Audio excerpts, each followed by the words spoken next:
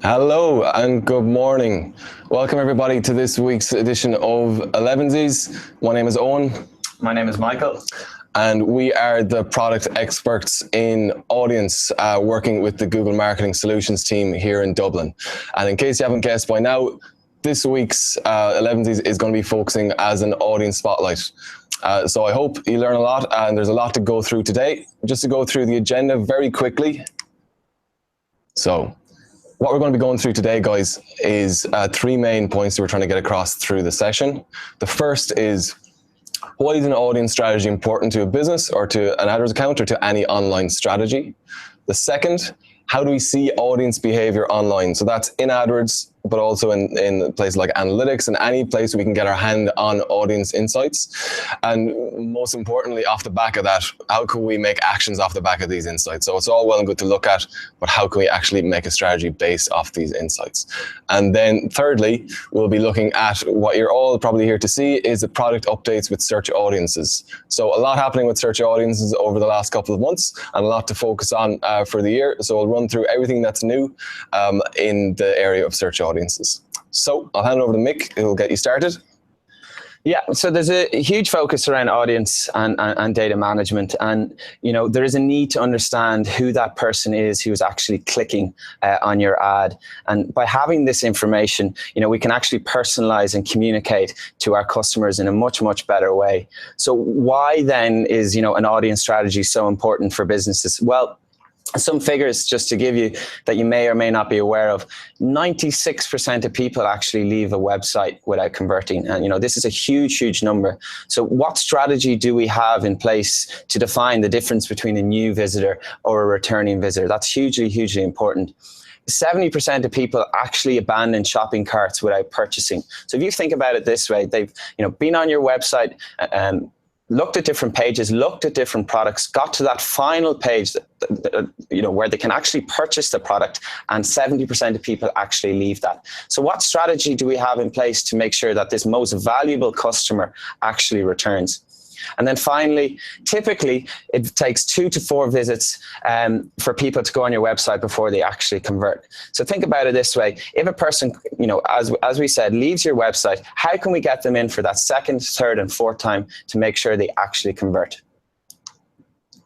So we know that reaching your customers and at the right time can be at times difficult and can be, as we mentioned, finding a needle in a haystack.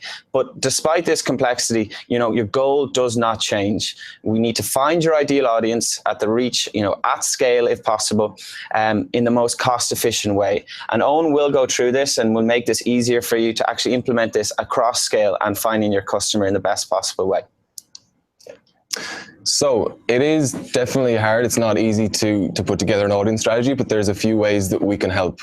And that starts with 2 simple steps: collecting and segmenting your audience. So what does this mean? So collecting is making sure your website, your client's websites, everything is set up to collect every single audience signal that we can get our hands on. So this means having analytics across all the pages on the site, having your remarketing tags, all the pages of the site. So anybody who hits our page and drops a cookie, we can learn as much as we can about that user.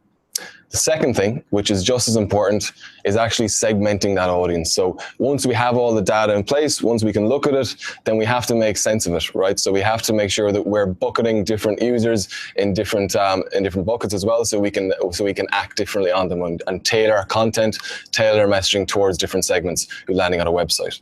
So we can go through 2 different ways in how we can look at our audience within analytics and within AdWords, and I might get us started and on the road to creating an audience strategy for the business. So the first one, something I'm sure you've seen before, is the visitor behavior report within Google Analytics. So this is a simple report that you can find within your Analytics tab, where you can measure just how different your new users are different from your returning users. So in this particular example, we can see here on the screen that a returning user is a lot more valuable in terms of the amount of transactions that they bring to the business, in terms of the revenue that they drive, so the average basket value of a returning visitor is higher, and the e-commerce conversion rate is also higher, about 1% higher. So we wouldn't know this data unless we had all the tagging, everything in place. And what we can now do is use these insights insights and bring it forward to a remarketing strategy. Because if we're confident that a return user converts, twice as much as a new user, then we should be going twice as aggressive in some form of remarketing strategy for our returning users. The next way in which we can be smart about making sense of our audience is looking at the audience insights report inside an AdWords. So if you haven't seen this already, I'd urge you to have a look. The only criteria this needs is that you must have audience lists inside in your AdWords account, so remarketing lists inside in the shared library of your AdWords account. Once you have this, you can follow me on screen if you want. Inside the shared library, click on any one of your audiences within the shared library, and this audience insights report should show up. What this does is it builds a complete overview, an online profile of your user who's on that remarketing list. So let's say, for example, you have your converters list or your purchasers or past purchases list within AdWords. You can dive in there and see from the people who've converted on the website, what categories or what buckets do these people fall into. So this example, we have in-market interests in hotels and travel, air travel, affinity audiences and aspiring chefs and foodies. The main things that we're focusing on now for our search audiences is device, location, gender, and age. So we know that this user is predominantly searching and converting off of a mobile. We know the location is in the States. We know that they are predominantly female and fall within the age categories of 25 to 34. So these are insights that we would have never gotten before if we didn't have everything placed to capture them. And the great thing is that when we run through the product updates later, there's ways in which we can use these insights in terms of tailoring our contents to these different buckets on the site. The next thing is just looking at Google's overall solution towards audience strategy, and coming back from the last slide and seeing that in every single bucket that these users fell into, that we have a transferable targeting and transferable strategy that we can do online through AdWords as well. And this goes throughout the whole funnel. So it goes from the very, very top of the funnel, from people just seeing your brand in the very sort of brand awareness stage, right down to when they're thinking about purchasing in the consideration phase, right down to that action phase when they're going to purchase, and even afterwards in terms of retention strategy and growing loyalty using different types of remarketing strategies like remarketing for search, customer match, and everything. So the main point to get across here is all the audience insights that we can pull. When we have them, we know what to do with them. There is a solution online with Google that we can do to act on it. Great. So the fun part, we'll talk about the recent product updates which have launched. Owen will take you through the demographic for search ads, which have become highly relevant in terms of segregating based on gender, based on age. I'll take you through an implementation kind of guide through campaign level RLSA and how we can do this in a much quicker, faster way for you, which will save you a lot of time and make sure that we have the right audience strategy in place for you. And then finally, we'll talk about the audience if function, which is a recent update, which will help you customize, creative to give to that is relevant to give to your customers based on either device or, in this case, audience. Great. So, first one, demographic for search. It's something that has been out for a while now, but if you haven't used it yet or you haven't known much about it, then I'd suggest to give it a go. It is a way which we can really, it's revolutionary for search campaigns that we have access to age and gender for all the performance. So what this does is it takes a combination of declared and inferred data, so it will try to bucket people into their different age and gender groups. And then what we can do is bid differently. We can look at the different age and genders within our existing search campaigns. So why is this relevant? Coming back to the previous slide that we looked at the audience insights report, we saw that the prime demographic was female age 25 to 34. What we can then do is look at our reporting that you have available in AdWords and see, does this match up within our search campaign? So is our top converting audience female age let's say 25 to 34? Then if we see that that's true, does that carry the lowest CPA? So we can see in terms of, does it drive the highest volume of conversions, but does it come in at a profitable rate as well? If all signals say, yes, that audience is performing really well for me, then the main thing from this slide is that we can act on it, right? So we have the ability then to control our bids over these different age groups. So if we know that category performs well for us, then we can put a really high aggressive bid adjustment on that age category to make sure that if a female within the age group of 25 to 34 falls into the search funnel and down towards the end of the search funnel, that we can have as close to 100% impression share on that user, because we know that they're more likely to convert at a cheaper CPA on the side as well. One other thing to mention on this is that this also ties in with any auto bidding that you're doing as well. So if you're using strategies like enhanced CPC, target CPA, or return on ad spend, it will automatically take in demographics for search into account. So if the system sees that your 25 to 34 category performs well, the system will automatically change its bids if you have this set up in the account. So if you haven't had a look at it yet, do take a look. It's very, very good in optimizing your existing search campaigns. Great. So campaign level RLSA and what's new? Well, search audience can now be implemented at campaign level and ad group level. Previously, it was at ad group level, and it did take a little bit longer. And now we can do this across the board. And I think the main pointed today is making sure that we have an audience strategy across the whole account to define the difference between your new visitor and your returning visitor, and having a different strategy between them both. And I think with campaign level RLSA, it will make implementation faster and easier for you, so you can do this across your whole account.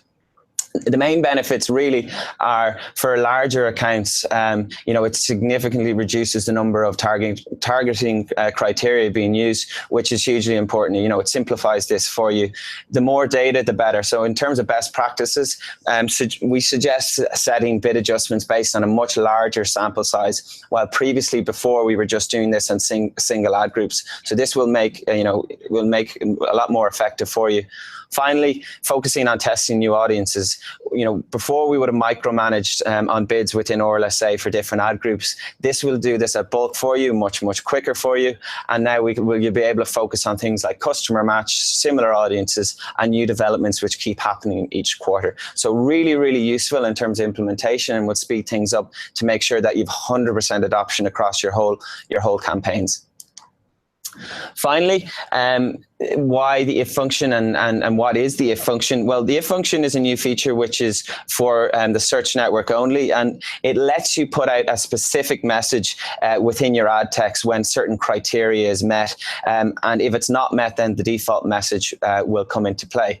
So why this is important? Well, it helps you customize in terms of possibly what device they're on, what audiences actually come. So it helps you create a customized message for that person.